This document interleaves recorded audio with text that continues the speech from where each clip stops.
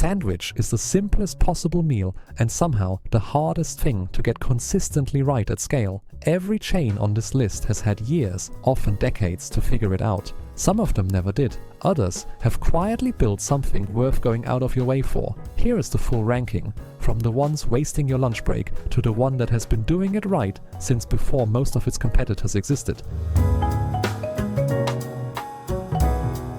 The rankings. Number 8. Quiznos. Quiznos was genuinely promising once. Founded in Denver in 1981 by chef Jimmy Lambatos, it pioneered the toasted sub at scale and grew to nearly 5,000 locations by 2007, briefly becoming the second largest sandwich chain in North America. The actual sandwiches had real character, warm, melty, and possessing a flavor the competition could not match cold.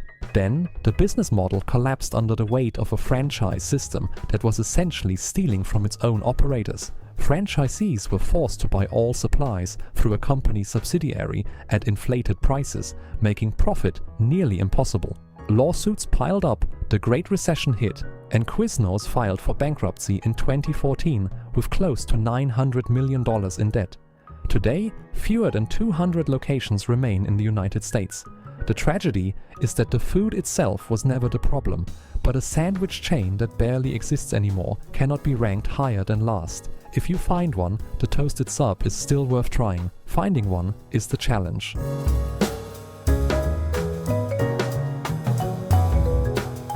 Number 7. Subway. Subway started with a genuinely inspiring story. In 1965, 17-year-old Fred DeLuca borrowed $1,000 from family friend and physicist Peter Buck to open Pete's Super Submarines in Bridgeport, Connecticut. The idea was to pay for college. What they built instead was the largest restaurant chain in the world by number of locations, eventually surpassing 37,000 outlets in over 100 countries. The product has not kept pace with that footprint. The bread, which should be the foundation of any sub, has a texture and aroma that multiple reviewers have described as distinctly chemical.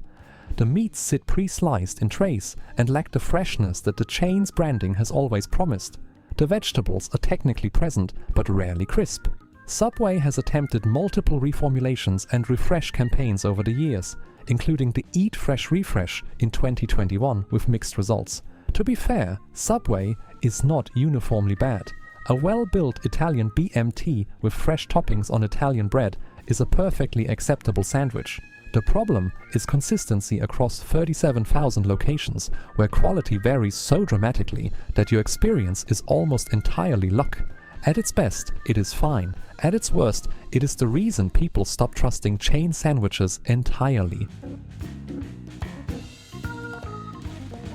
Number 6. Jimmy John's. Jimmy John's is fast, freaky fast, as the brand has reminded you several thousand times. The original Champaign, Illinois location opened in 1983, and the chain built its entire identity around speed, simplicity, and a menu so focused it borders on minimalist. You know exactly what you're getting when you walk into a Jimmy John's, which is either the appeal or the limitation, depending on what you are hoping for. The bread is genuinely good, baked fresh daily, soft inside with a slight chew, and featuring a crust that holds up to fillings without getting soggy. The meats are decent quality and freshly sliced. The sandwiches are clean and well constructed. The Beach Club with turkey, provolone, avocado, cucumber and sprouts is one of the more thoughtfully assembled cold subs in the quick service category. What keeps Jimmy John's from ranking higher is the ceiling. There is no hot option, no toasting, almost no customization, and a menu that has changed very little in 40 years.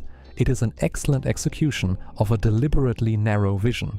If that vision matches what you want for lunch, Jimmy John's delivers it faster than anyone. If you want anything else, you're at the wrong place.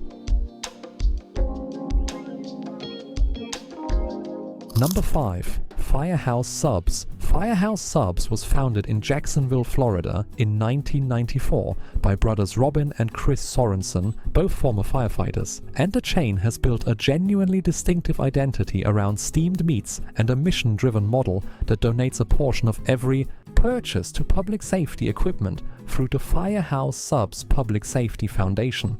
That foundation has donated over $75 million worth of equipment to emergency responders since 2005. The brand has character and purpose beyond moving product. The sandwiches reflect a similar level of intention. The steaming process, which most chains skip entirely, heats the meat and melts the cheese in a way that produces a warmth and tenderness that toasting alone does not achieve.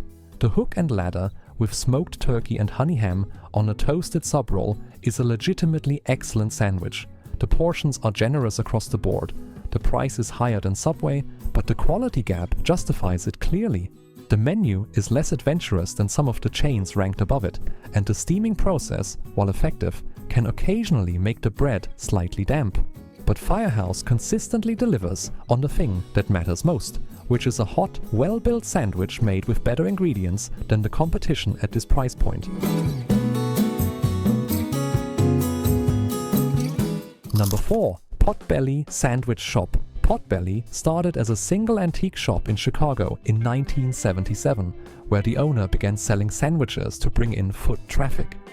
By 1996, the sandwich business had entirely taken over, and Potbelly has been growing ever since, with over 400 locations concentrated primarily in the Midwest and urban markets. The origin story is charming, and the product has always matched the energy of a place that started because people genuinely enjoyed the food. Everything at Potbelly is toasted on a flat-top grill in a way that gives the bread a light crunch without drying it out. The meats are hearty and freshly sliced.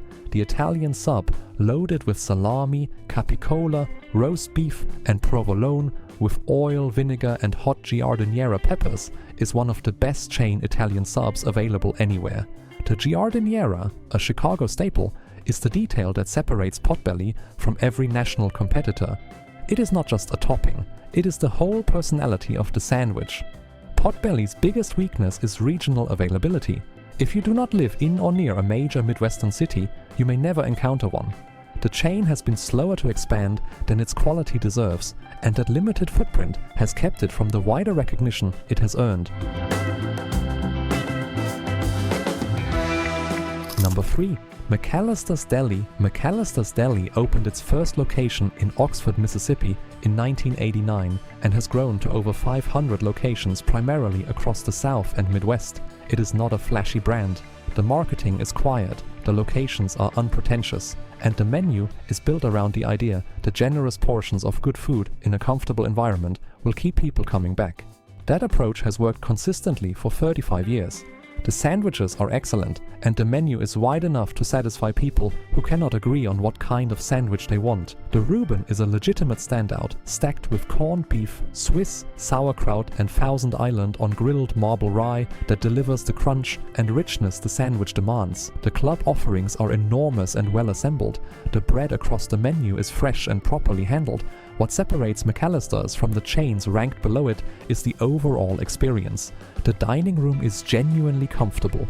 The sweet tea has its own fan base. The baked potatoes and soups round out a menu that feels like a real restaurant rather than a sandwich assembly line. The portions are large enough that leftovers are common. At its price point, McAlister's consistently over-delivers. Still here?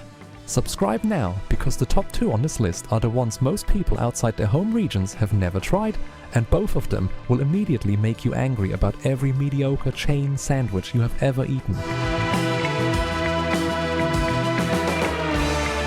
Number 2. Jersey Mike's. The original Mike's subs opened on the Jersey Shore in Point Pleasant, New Jersey in 1956, founded by Michael Ingravalo. In 1975, 17-year-old Peter Cancro bought the shop with a $125,000 loan secured in 3 days with the help of his high school football coach, who happened to be a banker. Cancro began franchising in 1987, renamed it Jersey Mike's, and built it into a chain now valued at $8 billion following a Blackstone partnership in 2024.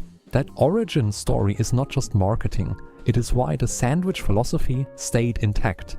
Jersey Mike's slices every meat and cheese to order in front of the customer.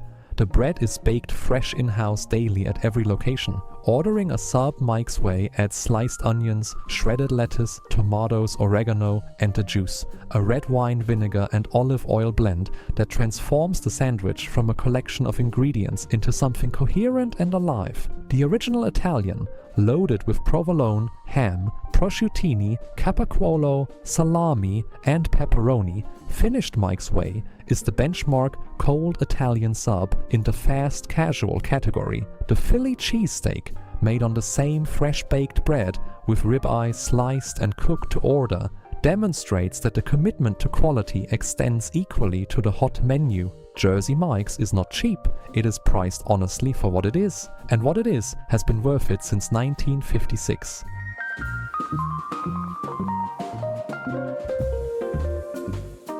Number 1. Capriotti's Sandwich Shop. Most people outside the Mid-Atlantic, Southwest and Nevada have never been to a Capriotti's, and that is the single greatest injustice in the American sandwich landscape. The chain opened its first location in Wilmington, Delaware in 1976, founded by Lois Despoto and her brother Alan Margolay, who named it after their grandfather. The mission was simple: roast whole turkeys in-house every day, make everything from scratch, and never cut corners on the basics. That mission is still the entire operation. Capriotti's roasts real whole turkeys in-house overnight, every night, shreds the meat by hand, and builds their signature sandwiches around that turkey. The Bobby, a cold sandwich of homemade turkey, cranberry sauce, stuffing, and mayonnaise on a fresh roll, is the single best sandwich available at any chain in America.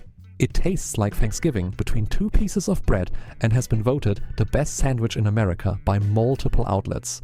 The cold cuts throughout the menu are similarly exceptional, with roast beef made in-house and tuna salad mixed fresh daily. The bread is soft and fresh, the portions are substantial without being gimmicky, and the overall execution is consistent in a way that only comes from a brand that has never tried to grow faster than its standards can support. Capriotti's currently has around 120 locations, which is far fewer than any brand ranked below it on this list. That gap between quality and recognition is the whole point of this ranking. The sandwich chain landscape rewards scale and marketing over quality, which is why the brands most people default to are rarely the best ones. The chains at the bottom of this list have survived on familiarity and convenience. The ones at the top survived because the food actually earned the loyalty. Know your options before you default to whatever is closest.